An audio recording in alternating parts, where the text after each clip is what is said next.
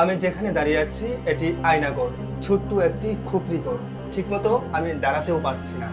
এখানেই রাখা হতো যারা দেশের জন্য কথা বলতো, গণতন্ত্রের জন্য কথা বলতো, তাদেরকে এই ধরনের আয়নাগরে রাখা হতো। এবং পরবর্তী সময়ে আমরা দেখেছি যারা আয়নাগরে ছিলেন তারা এর বর্ণনা দিয়েছেন গণমাধ্যম থেকে শুরু করে সব জায়গায়।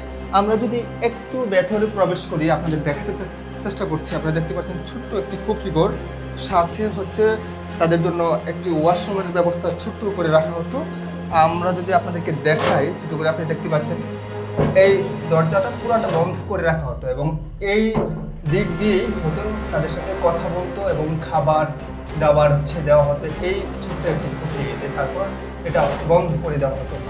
এমন পরিস্থিতির মধ্যে তারা জীবনযাপন করছে। আমি যদি আপনাদেরকে একটু দেখাতে চেষ্টা করি, দেখতে পাচ্ছেন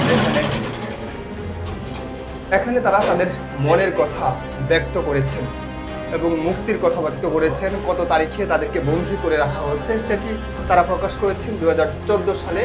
এবং আমি সেলে আছি এরকম তারা লিখেছেন, মুক্ত করে দিয়েন।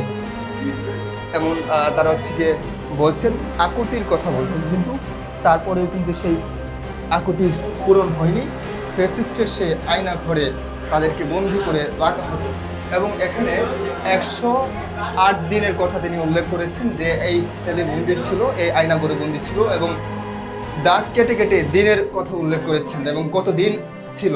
পরবর্তীতে দাগ কেটে কেটে যখন তারা হচ্ছে কি এখান থেকে বের হতে পারছিলেন না বা হচ্ছে বের হওয়ার কোনো পরিকল্পনা নেই, অবশেষে অবশ্যই হয়তো তারা তাদের জীবনের যে আশা সেটি ছেড়ে দিয়েছিলেন।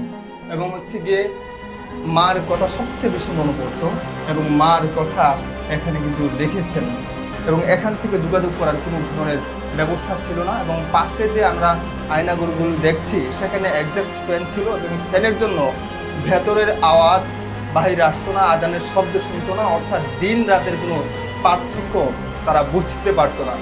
এই সকল আয়নাঘরেই তাদেরকে রাখা হতো যারা গণতন্ত্রের কথা বলতো, দেশের কথা বলতো এবং যারা হচ্ছে হাসিনার মতের বিরুদ্ধে যারা কথা বলতো তাদেরকে এই ধরনের আয়নাঘরে বন্দী করে রাখা হতো। আপনারা দেখতে পাচ্ছেন যখন এই আয়নাঘর হচ্ছে গিয়ে উন্মুক্ত করা হয় তারপর থেকে কিন্তু দর্শনার্থীরা এখানে আসছেন সেই বিভীষিকাময় দিনের সাক্ষী হতো এবং সেই দিনটি সেই বিষয়টির সাক্ষী হতো। সেই যে আয়নাঘর ছিল সেই আয়নাঘরের যে সিচুয়েশন ছিল কেমন ছিল সেটি দেখার জন্য কিন্তু দর্শনার্থীরা আসছেন।